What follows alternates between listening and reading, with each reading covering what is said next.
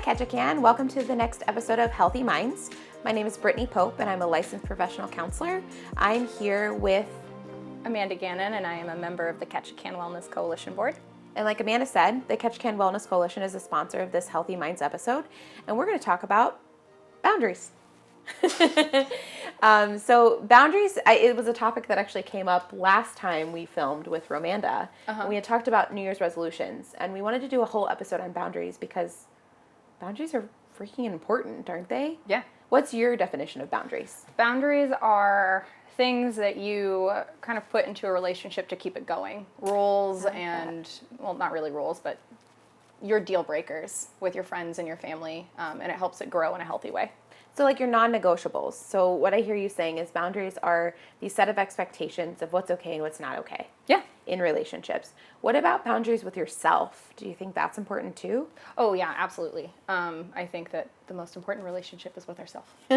Right. So if we don't fuel ourselves, we can't fuel other relationships. Right. So something really important, I think, coming into boundaries is knowing our values. Mm-hmm. Do you find that if you are out of touch with your values, you are out of touch with your boundaries? Oh, yeah. No, definitely. I've had times in my life where I was struggling with my values, and I found that I was being walked over quite a bit. You bring up an interesting point. So when we fall away from our boundaries, we feel like doormats, right? Mm-hmm. So like we said earlier, boundaries are what's okay and what's not okay. So we don't set those expectations with people. What happens to our boundaries? Well, they get ignored. They don't get put in place, and you build a lot of resentment, and relationships typically fall apart. So when you say you build a lot of resentment, can you give me an example of a time maybe where you didn't set a boundary and then you were like so resentful towards that person? Sure. I definitely remember a lot of times in undergrad where I would not set boundaries with group mates, and then I would end up doing the entire project because I was trying to be really cool. Or, with friends just being like, yeah, no, I'll spend every night with you this week. And then you have no space for yourself, and then suddenly you're completely low on battery, and you don't want to see that friend ever again. So you bring up an interesting point. Something I talk about with clients a lot is our battery power, or like how much energy does this take? So when you look at the end of the day, and if you think about like you worked an entire day, right? You do some community connecting and resources in the community. Mm-hmm. And so you work an entire day with really difficult clients, and then your friend's like, why don't we go do this? And you have no energy, but you still say yes. Yep. Is that an example of a time where you would complain maybe later, like feel exhausted? I can't believe they made me come over and watch a movie. Right. Even just something simple as watching a movie, if your battery power is empty, and if you think about sort of that like battery picture, if your battery power is empty, you're not going to be able to give to yourself or give to other people. Right. So a question that I tell clients to ask, or that you guys at home should ask yourself, is where's my energy level at? Mm-hmm. Do you think that therapists are a good resource to help support you in your boundaries? Yeah, actually, I love going to my therapist and being like, I need help setting boundaries, or being told later on by her specifically, she's like, you should probably set some boundaries. So how is it helpful? Is it just like a helpful reminder from someone who's not necessarily in your day-to-day life to give you an objective perspective? Like how is it helpful for a therapist to help you set boundaries? It's nice to have somebody who is the expert kind of guide me. And as a third person, listening to my story, there's no bias, it's very comfortable, and, I have a relationship with my therapist for over a year now, so I feel like we've hit this really nice spot where she knows a lot about my boundaries and where I should have them more than I do sometimes. It's very brave to go to therapy, I think, in general. What would be your advice? Like, let's say you can't afford therapy because it's expensive, or you don't have insurance, or obviously we've all been through COVID right now, the pandemic, which has cost jobs and things like that. What would be your advice for someone who doesn't have a therapist to maybe access setting healthy boundaries? Okay. I know that a lot of private therapists in town do have a sliding scale fee, so you can kind of look into that. Outside of that, you can look up boundary setting. One thing that I like to keep in mind is the acronym JADE, justify, argue, defend, or explain. If I'm setting a boundary with somebody and I find myself doing those things, that's not fair to me, and they should just be respecting the bare boundary. So Jade, justify, what was the Argue, argue? defend, or explain. So if you're doing Jade, like you as a person, Mm-hmm. and if you're justifying, you're arguing, you're defending, and you're explaining your boundary, that means the person's not respecting your boundaries, so then it's time to Typically. walk away. Sometimes, or maybe Let's- just have the conversation later. Okay. I might be really heated and it's just not a good time, Okay. you know? And I think that setting boundaries it can be kind of sensitive. Some people see setting boundaries as like this is it, we're not friends anymore. And it's not. It's really just to keep the relationship going. And Yeah. that's not something I feel that a lot of people feel when you come at them and you're like, hey, I actually need you to not text me 5 times a day. She's talking about me. Mm-hmm. But I think it's really important to think about, like, if you feel like you're putting a lot of energy into setting a boundary and someone's not open to hearing that, it's important, it sounds like, to maybe walk away and circle back. Yeah. And so something I tell people is to circle back in 24 to 48 hours. Because imagine at work, if you get in trouble and your boss comes to you a week later and they're like, about that thing that happened a week ago. Are you going to remember that? No. Probably not, right?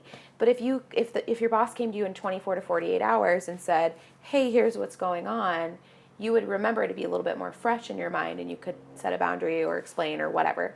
So do you find it's helpful to circle back sooner, or do you find it's more helpful to circle back later? I think it depends on the height of my emotions during that situation. If I am super anxious, if I'm going off the wall, I'm not gonna talk to the person who's come to me. I'm gonna vent to a friend, take a moment, maybe come back 48 hours later and then talk to them. Okay. But if I'm feeling pretty calm and confident in the moment and I'm like, oh, wait a minute, it can be kind of seen. Okay, so it just kind of, so you bring up a really interesting point for our viewers at home, is to gauge the temperature, right? Yep. So it's like turning up an oven or turning up a stove and boiling water. When it boils over and it burns, that might not be the best time, like your emotion kind of burning in the moment, to address a boundary or crossing a boundary. So giving yourself space. Mm-hmm. And there's a skill I like to teach a lot called the stop skill. Mm-hmm. So you're talking about the Jade skill, right? The stop skill is exactly what it sounds like. It's stop, take a minute, observe, and proceed mindfully, which is exactly what you're describing. I'm just putting it in an acronym, which seems to be the theme of our show today. So talk to me a little bit about when someone's crossed your boundary and you've had to address maybe within 48 hours that boundary that was crossed. Gosh. Family members, you know. Yeah. Yeah, I had an aunt basically tell me, I'm coming over and I'm taking your bed. I was like, hold on. Like coming to visit you here. Okay. Yeah. And she's like, and I'm bringing 2 small children with me. And I was like, I live in a 1-bedroom. You are more than welcome to stay in a hotel. And how did your, if you don't mind sharing, how did your aunt respond to that? My aunt was fine. She was like, okay, yeah, you're totally right. And then we proceeded talking about when her coming to visit me would be best, because, I mean, if she came in on a day that I'm out of town, that would really suck for her. So it's interesting because you identified the problem, which was, hey, I don't have enough space. Mm-hmm. Here's an alternative solution, and you guys negotiated the outcome. Yeah. And so that's a very simple way of setting a boundary. You identify the problem, mm-hmm. you come up with a solution, and you negotiate the outcome. One really important thing about boundaries, though, we haven't talked about is empathy. Mm-hmm. And empathy without boundaries, you don't have boundaries. Yeah. So empathy, what would you describe empathy as? It's being able to sit with another person and listen to them. You may not have their exact experience or have had it before, but you can respect them and understand that this is important to them. I think you hit the nail on the head with sit with someone in their pain or sit with someone in their emotion. And I think a lot of times we have a low emotional tolerance because we just want to move through, right? Mm-hmm. Especially if you experience anxiety, especially if you experience depression, you don't have enough energy. Again, where's my energy at? To sit with that person. So when you are empathizing with someone, it's really important to be boundaried and not take on their baggage. Right. My favorite saying for you viewers at home is we can check 2 bags each on Alaska Airlines. Thank you, Club 49. However, we don't want to check other people's baggage. Mm-hmm. We want to check our own. Mm-hmm. And so how do you not bring your own stuff into a situation if someone's sharing something pretty vulnerable with you. Are you talking about if somebody comes to me and they need to set a boundary? Yep. If someone comes to you and they need to set a boundary and it's a pretty vulnerable boundary, but you have your own stuff going on, Okay. how do you deal with that? I try really hard to ground myself and be present in that moment for them. If I can't, it's probably not a good time to have that conversation. And while they're setting their boundary, I can set mine. Can we do this tomorrow? Absolutely. So I think that's a really important thing about setting boundaries is it's a two-way street. And sometimes boundaries hurt, but Yes. they're freaking important. They're really important. They're really important. So, do you have a relationship where it's been unboundaried, where you've not had expectations, where it's kind of just blown up? Sure. When I was younger, I definitely had, friends that I didn't know how to say no to, and I felt very obligated to make them happy, and I found myself being in that people pleaser position, and then being like, oh my God, I don't want to be in this friendship anymore. And if I had had the tools, I think I could have preserved that friendship. So you bring up a really important point, is boundaries are actually to keep relationships. And we tend to think about boundaries as actually losing or ending relationships, but I set boundaries because I care enough about you in the relationship, right, to continue the relationship. Yeah, this is what I need Yeah. in order to continue having a healthy relationship with you. Have you ever had to set professional boundaries? So we talked a lot about personal, family, things like that. Have you ever had to set professional boundaries where someone pushed your buttons or a client needed something and you were just like, I can't do that. That's over my... Sure. Give us an example if you have one. I don't give my cell phone out to clients or other service providers. Don't text me when I'm off work. Not about work. I have hours. Those are when you can call me and text me, unless it's an emergency, of course. But I don't know. I would have a service provider text me on my phone at all hours of the day, and I'd like wake up at like 11 and be like, this is not actually important. And so I was like, hi, this is the best time you can reach me, and here's the number you can reach me at. My cell phone is not available during these times. So that's a pretty firm boundary. And so why did you end up setting that boundary? Did it upset you that you were getting these work things on your personal time? Oh, it made me annoyed. But it was really also, I can't help you if I'm not at the office. Right. So these things that you're asking me to do are not reachable or attainable at this time. And you can ignore a text, but text messages kind of feel like I want you to reply a little faster. It's not like an email where it's like whenever you get to this. Right. So, and I just had to be real frank. I was also like, you should not be texting me about clients on my personal phone. Like, this needs to go through my email or my telephone at work. It's really interesting. You bring up a really good point. I think in a small town, it's very easy because we feel very comfortable with people. We know everybody, that it's really easy to have boundaries slip a little bit, right? Yeah. And I know I've had the same thing happen where I've had people call me and they're like, hey, can you do me a favor? And it's like, no, like I can't do that. That's not okay. And I think it's because we just kind of have that buddy, like you do something for me kind of thing. And that gets into a lot of ethical issues with professionals, but it also gets into a lot of gray area where it's like, if you do it once for one person, or like you're going to be open, like if you give your cell phone number out to this person gives it to this person. Yes. You're kind of setting that expectation of, I'm okay with you contacting me on my cell phone. Right.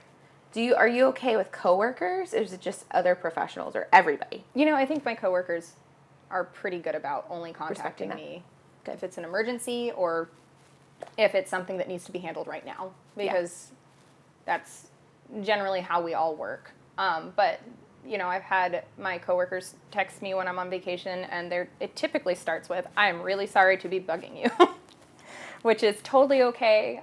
For the most part, it really doesn't bug me, as long as this has to be attended to in a very short time frame. Or I just need the information that you only have and you're out of the office kind of situation. Which is pretty frequent. So what you've identified is boundaries can be flexible, right? Yes. So boundaries can be what we like to call it porous. And what that means is that, like, yes, a boundary can be set. It can be shifted a little bit if it needs to be. However, at the end of the day, like, this is my boundary. Don't contact me on my cell phone. Should we put your cell phone number on a billboard then? Sorry, bad joke. So talk to me a little bit about, I want to circle back to values. If you were to put, like, 2 values on your boundaries, what, that are important to you when you're setting your boundaries, what would those 2 values be? I know I'm really going to make you rack your brain now. Can you reframe that in a different way? Yeah, so that's a great example of asking for what you need, which is a great example of boundaries. So what I'm asking is what are your values that guide the boundaries that you set? And give me two. Let's keep them simple so that. Yeah, honesty. I try really hard to be honest with the other person that I'm with. I feel if you're not honest with them in the moment of setting that boundary, you're not being fair. And you might be kind of setting them up for failure. Like, this is why I don't want you to text me during these times. Totally. And of course, trust too. If I'm setting a boundary with you, I trust that you're going to respect that. And it's not so much of a I'm punishing you for your actions, so as much as it is a hey, let's take a step back and regroup, and this is how I would like this to occur in the future.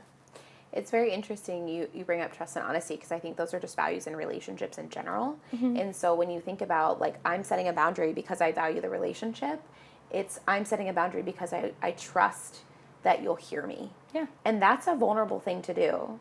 So when we think about vulnerability, that's also a part of boundaries. So we talked about empathy, we talked about boundaries. We've touched upon vulnerability, but that's a really important piece of boundary setting. And the actual sign language for vulnerability is over your heart, opening up, which I think is very interesting, because that's what vulnerability is. You are literally opening your heart for people to be like, oh, that's really important information, or that was really hard to say. Yeah. So when you're setting boundaries or you're asking for what you need, it's almost one of the most vulnerable things you can do. Yeah. Have you ever felt like your vulnerability was stomped on, was not respected when you were setting a boundary? Absolutely. I think I have definitely had interactions with people who have been like, you're not allowed to set boundaries, and I don't like this, and we don't really talk that much anymore. Well, I mean, I think, again, viewers at home, it's okay to have space from people. Yeah. I think it's okay. I think we have this sort of finality in our mind of, if I set a boundary, I'm going to lose this person. It's in fact quite the opposite. If I set a boundary, I'm actually going to enhance our relationship. I'll actually be more caring, more loving Yeah. than I was. Well, and there's kind of like this expectation that relationships we have with people can only be 100% positive all the time. We're going to have bad days. We're going to have days that we don't want to get out of bed, days that we don't want to talk to anybody. And setting boundaries is kind of like, hey, I'm trying to let you know and be vulnerable that these moments will happen. This is what I need during these moments. And, I still love you. I think the basis of setting a boundary is going in, like you said earlier, to preserve the relationship. I think that, preservation, empathy, vulnerability equals boundaries. I think, so Brene Brown talks about, she has a little mini clip on boundaries. I show it often to clients. Google it, it's great. It's called Brene Brown Boundaries. But she talks about what boundaries can I set to stay in my integrity, to make the most generous assumption about you. Right. Which is such a gift, to make an authentic assumption about someone, that we're all doing the best we can with the tools that we have. Again, is preserving the relationship. So when you think about what boundaries can I set to stay in my integrity or to stay in my values, to make the most generous assumption about you, can you give me an example where you were scared to go into a situation setting a boundary, but it ended up being the best thing for you? Sure. I ended up telling my supervisor that I didn't want to take a certain position at work. And that actually took a lot of time. I was working on that in therapy for a bit, just being like, this isn't the route I really want to go. And it brought a lot of anxiety, and it wasn't really their fault that I was becoming resentful or annoyed with them. It was really just the fact that I wasn't speaking up for myself and setting that boundary of, this is where I want to be and this is where I want to go. And as soon as I did it, they were like, okay. So I blew that out of proportion in my head. And so it was really nice to be validated in that moment and still realize that, I can say no and nobody's mad at me. Well, and also making the most generous assumption about your supervisor, we don't necessarily do that. So going in thinking she's going to be really mad, or he or she's going to be really mad at me, and if I say no, then I won't get another position, I won't get an opportunity, blah, blah, blah, right? So we go down that shame train. So shame is when you blame the behavior on yourself. So I'm bad, I'm a horrible person. And so it sounds like when you went through that process of setting the boundary, like you really internalized it and you fed the petri dish of shame, which is what I like to call it. Meaning it sits under the light, it grows, it grows, it grows. And then you're finally like, okay, I can finally say it. I can set that boundary. Was it like a release when you got done setting the boundary with your supervisor? Yeah, I mean, like a nice one. Yeah. Like it wasn't like a torrential storm, as I think sometimes we can get to with that petri dish. But it was like a very like, oh my gosh, this person like still respects me. Like I'm still in a safe space. I love that you brought that up. Preserving the relationship in safe space. It is really important when you're being vulnerable that someone has earned the right to hear your story and that someone has that mutual respect in that safe space. If it doesn't feel safe, how would you set a boundary if it doesn't feel safe? Ooh, That's a good question, isn't it? it is a really good question. I guess it would have to depend on the situation, just like anything else. But if I set a boundary and I wasn't feeling safe, I would do my best to just kind of hold my ground and remind myself that this is important for me. Yep. If it turns out afterwards that my boundaries are being ignored and they're just being completely dismissed, I know that this is not a relationship that I should be near. Done. All right, check mark. You have conquered the boundaries 101. It's if it creates a toxic environment, an unsafe environment, it's okay to walk away. Yep. It's okay to say no. It's encouraged. Yeah. And I think that's really important. So just to kind of overview what we've talked about today, and thank you for sharing so much. I think the viewers at home will really appreciate just your authenticity and your generosity to give us some of your little tips and tricks on how to deal with boundaries and setting them with difficult situations. Because what you do in your profession and us in the mental health field, it's really integral to the work that we do with our clients. And it's really integral to the work that we do with ourselves because we won't be good professionals if we can't set boundaries. Yeah, and our personal lives. Yeah. Can't be a good friend if you're not setting boundaries. Yeah, 100%. So boundaries, what can I do to set a boundary in my integrity and make the most generous assumption about you while preserving the relationship and making sure that I'm taking care of myself? Mm-hmm. And we didn't even talk about self-care, which I talk about in probably 3/4 of my episodes. But that's also part of setting boundaries. Yep. So just to leave our viewers with maybe a self-care tip, since you are on the Ketchikan Wellness Coalition and healthy living is part of that, do you think that it's an important self-care tip to set boundaries? Yes, absolutely. Okay, so maybe we'll leave that with you guys. Setting boundaries and making sure that you're checking in with yourself and your energy level, which is that battery. What is my energy level today? Yeah. Anything else come up? No. That's really it. Journaling, I guess, to keep track of maybe how you're feeling. Ooh, I love and if it. you're like spotting a negative situation in the week and you can double back and go, oh, I actually need to kind of change the structure of this situation. Yep. I love how you say it's a situation because a lot of times when we have a negative interaction, it's the whole day has gone to crap. But really, it's a moment of the day. So. It is a moment. And we don't always have control over everything. But in the situations that you can, might as well set a boundary. Okay. So Ketchikan, thank you for joining us today on the episode of Boundaries with Miss Amanda Gannon, a board member of Ketchikan Wellness Coalition. Like I said at the beginning, the Ketchikan Wellness Coalition does sponsor this. This is our episode of Healthy Minds on Boundaries, and happy boundary setting.